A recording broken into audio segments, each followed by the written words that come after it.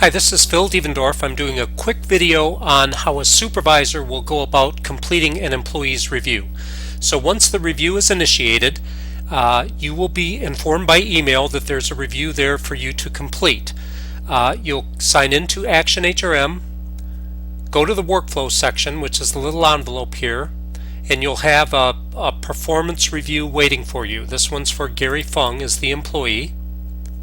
And I'm going to complete that. Now I've cheated a little bit and I've pre-scored a lot of this just to save time, but you'll see it takes you to the review tab. It gives you the demographics here of who the review is for, what the title is, start date, end date, target dates for completion, and then you'll scroll down and these are the areas of the review itself that we're going to score.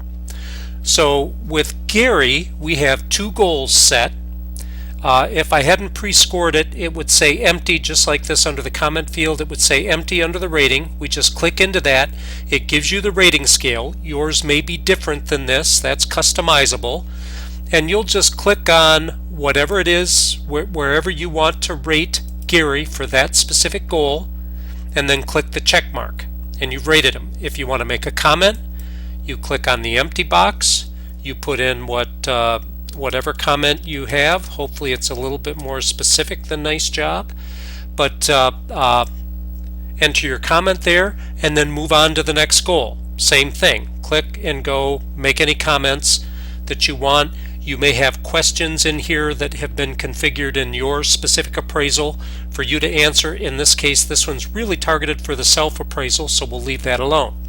Now notice here that in any of these sections you can choose, see where it says show hide rater's assessment, you can choose to see, click on show, and it will show you how Gary has completed his self-appraisal, how he's rated himself in the original comment that he made in the comment field, and that may help you to gauge this. He may make some comments that educate you a little bit, and maybe you'll want to go in and change that rating.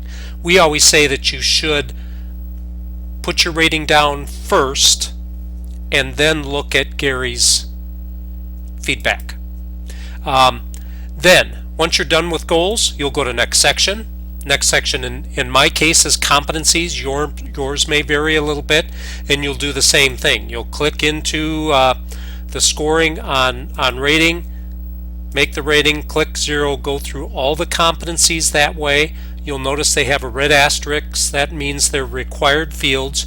Yours may allow for comments after each rating. If so, make the comments. If it's asterisked as red, then you're set up to require comments. Not everyone does that, but on occasion that's done that way.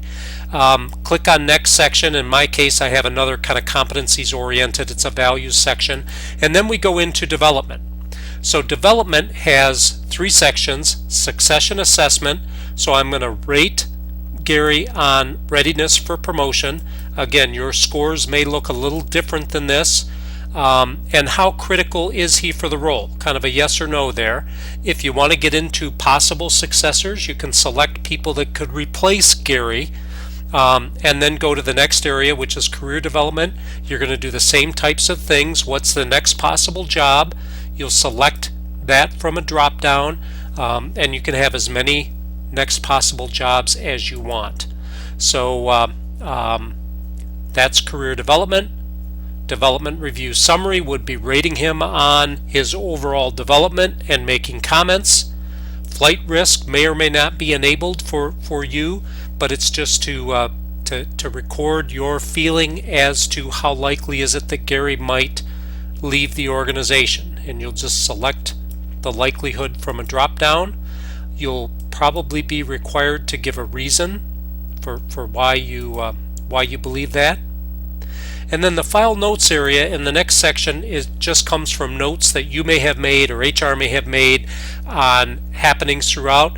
That could, if you review that, and you could click over and review that before you do the appraisal, that just gives you a feel for what's going on.